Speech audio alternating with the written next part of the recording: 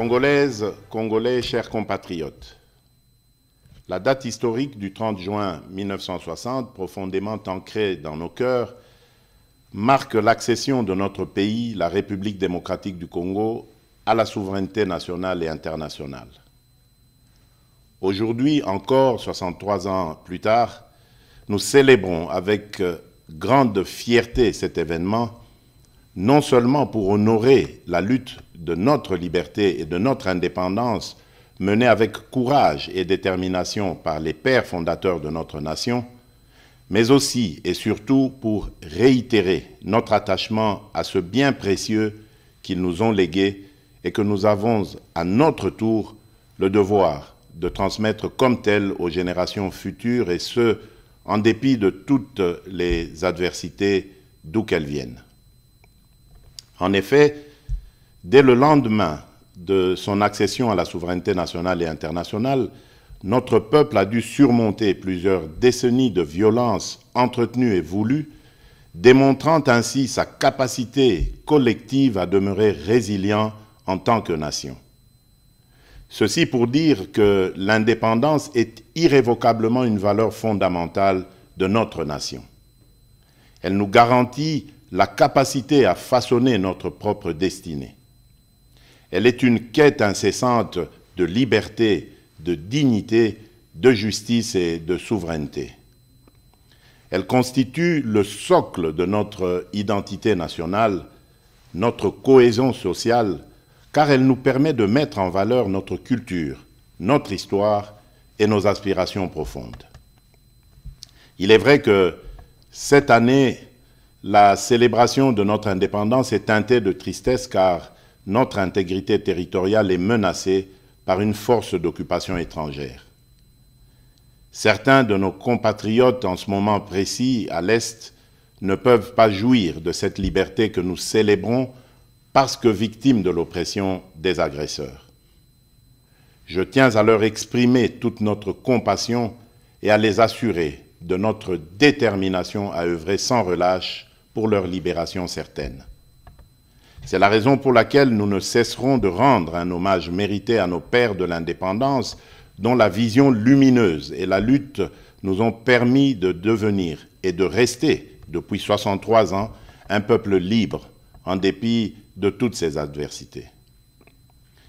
Mes chers compatriotes, au défi permanent de la préservation de la liberté chèrement acquise, nous devons inlassablement associer celui de la poursuite de la noble et grandiose œuvre qu'est la bataille pour le développement économique et social de notre pays, de manière à mériter ainsi le rêve et les sacrifices consentis par nos pères de l'indépendance.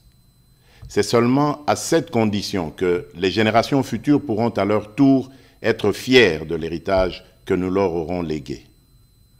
Cependant, laissez-moi vous dire que j'ai pleinement conscience de votre perplexité au regard de la baisse du pouvoir d'achat, surtout celui des plus démunis, dont les conséquences, bien que prévisibles sur le panier de la ménagère, se veulent pour certains difficilement surmontables.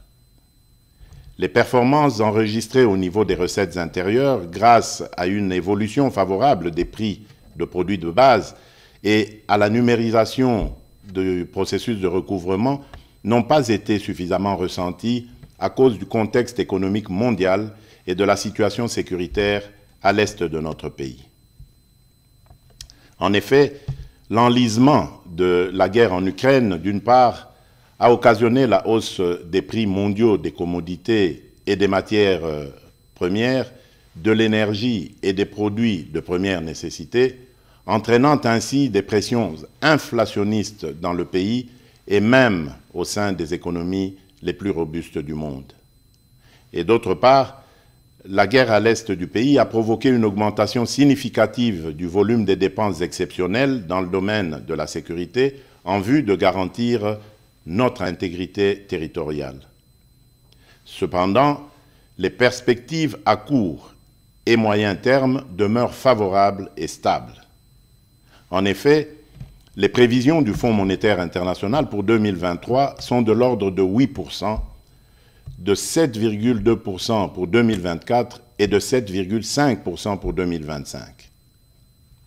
C'est ainsi que je voudrais vous rassurer que l'amélioration des conditions de vie de mes concitoyens demeure au cœur de mes priorités quotidiennes.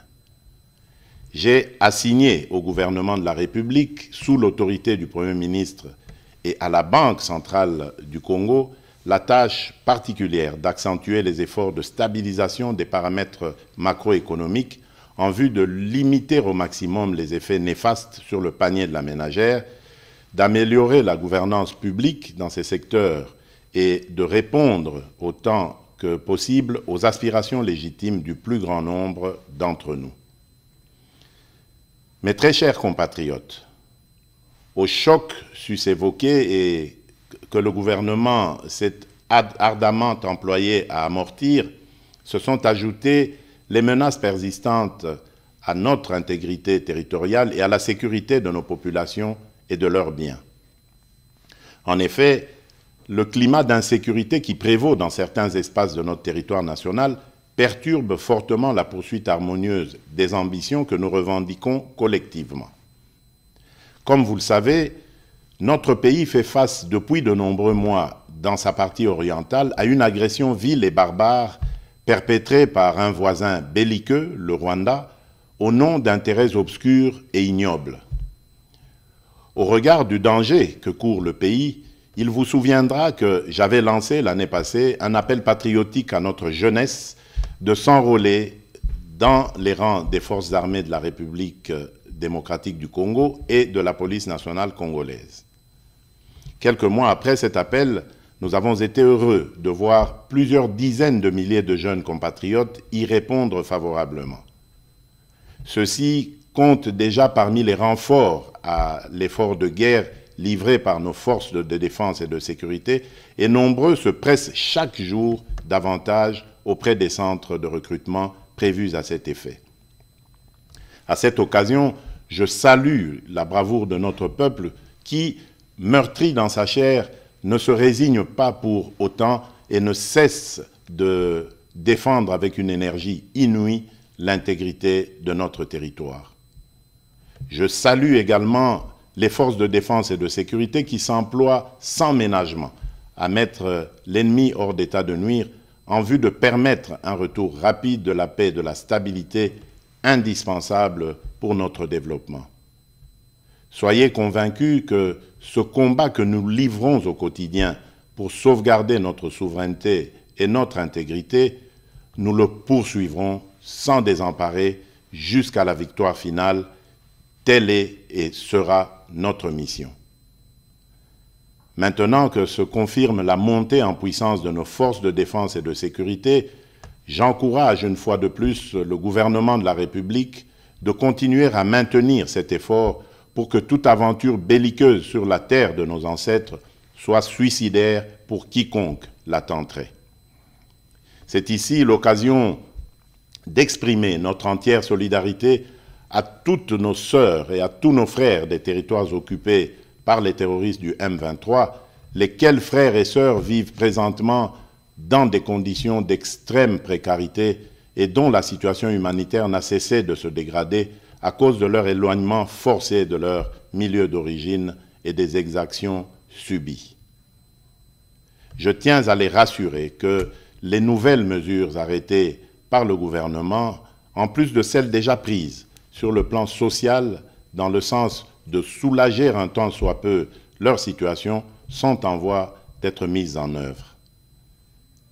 Mes très chers compatriotes, cette célébration de l'accession à la souveraineté nationale et internationale vient aussi interpeller, en cette année 2023, notre devenir comme nation et la perception de notre construction du vivre ensemble et de la cohésion nationale.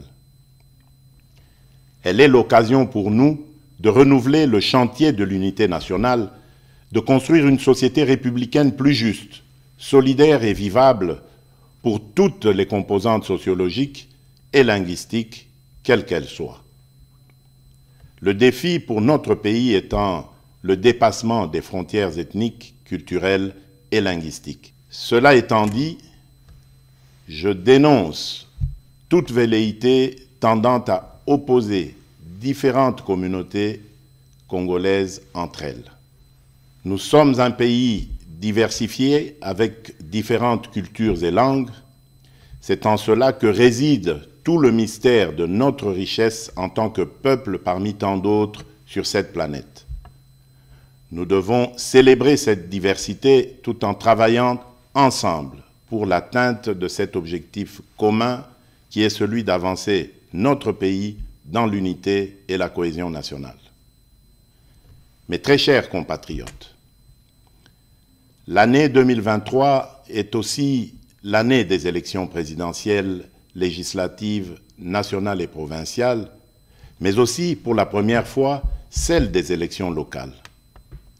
Ainsi, en dépit des différentes contraintes, j'invite instamment la CENI, comme je m'y suis engagé devant la nation, à poursuivre courageusement et sans relâche les efforts en cours en vue du respect des délais constitutionnels dans l'organisation rigoureuse des différents scrutins conformément aux standards internationaux. Au regard de l'évolution à ce jour des opérations électorales effectuées sur l'ensemble du pays, je félicite la CENI pour cette première partie du travail abattu dans le respect de sa feuille de route. De même, je rappelle au gouvernement de la République de continuer à faire sa part, notamment en prenant toutes les mesures nécessaires pour mettre les moyens financiers à la disposition de la CENI en vue de la tenue des élections transparentes et crédibles dans le respect des délais constitutionnels. En effet, ces élections donneront l'occasion aux vrais dépositaires de la légitimité populaire, c'est-à-dire le peuple congolais, de choisir librement celles et ceux qui seront appelés à assumer, pendant une période, la noble charge de la conduite des affaires de la nation au plan national ou local, dans l'intérêt général. Je vous invite donc à aller vers les prochaines élections dans un climat apaisé et serein, en maintenant sans relâche la cohabitation harmonieuse qui nous a toujours caractérisés et qui fait réellement la force de notre nation. Nous devons absolument, pour cela, préserver dans notre beau pays l'unité, la cohésion sociale et la stabilité, nonobstant nos convictions et nos choix qui peuvent, bien entendu, être divergents. En ma qualité de garant de l'unité nationale et de la stabilité de notre pays, je continuerai à jouer pleinement mon rôle pour assurer ce climat de paix qui doit mener le pays sur la voie du développement durable. Mes chers compatriotes, en ce jour mémorable, le défi majeur reste celui d'associer les couches les plus démunies de notre population dans cette orbite du développement, gage d'une véritable indépendance. C'est le rôle assigné au programme de développement local des 145 territoires, le PDL 145T en sigle. Ce programme, destiné à promouvoir l'émergence des économies des territoires et à améliorer les conditions et cadres de vie des populations rurales à travers des investissements publics massifs, permettra non seulement de réduire rapidement la pauvreté et les inégalités spatiales dans notre pays dans le moyen terme, mais également favorisera une convergence rapide des revenus et des conditions de vie entre les populations rurales et celles des milieux urbains. Je me réjouis de vous informer que les 3 agences d'exécution, chacune en ce qui la concerne, ont prévu de commencer à livrer les infrastructures socio-économiques de développement à la base, que sont les centres de santé, les écoles primaires et les bâtiments administratifs dès le courant du mois de juillet prochain. Mes très chers compatriotes, l'indépendance est un droit inaliénable que chaque nation doit défendre avec force et détermination, car c'est ce qui nous permet de protéger nos intérêts et notre avenir. C'est ainsi que, pour terminer, j'en appelle à la mobilisation générale de nos énergies et de nos intelligences, pour continuer à bâtir ensemble notre cher et beau pays, à préserver l'unité et la cohésion nationale, à protéger notre intégrité territoriale. Que Dieu bénisse la République démocratique du Congo et son peuple. Joyeuse fête de l'indépendance à toutes et à tous. Je vous remercie.